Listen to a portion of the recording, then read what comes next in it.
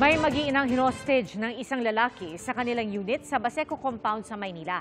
Nasa gitna ng mga pulis ang mga biktima at ang suspect na problemado raw, arestado. Saksi, si John Consulta. Inakyat ng mga pulis ang gusaling ito sa Baseco Compound sa Maynila.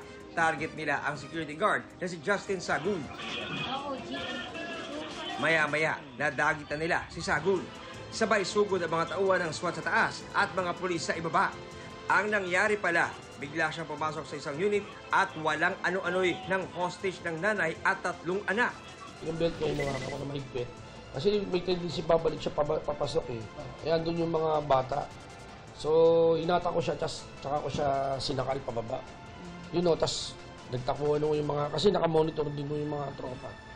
Nasa gitna ng mga pulis ang nanay at 3 anak na edad 5, 2 at 1. Takot ko na hindi ko na maintindihan, parang wala na ako sa sarili eh. Iniisip ko lang, dinapinan ko lang yung mga anak ko para hindi niya maano. Nabawi ang kutsilyong ginamit ng suspect sa pang-hostage. Ayon sa MPD, bisita lang daw ang suspect sa gusali at nasa inuman. According to those na nakainuman niya, parang balisa, disturb mo.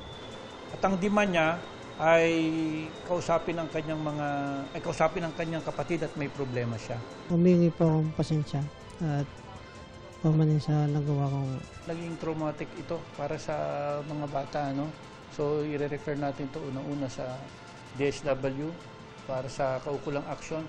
At ang kakaharapin ng ating suspect dito ay yung violation ng RA 7610 at slight illegal detention plus yung illegal possession of deadly weapon.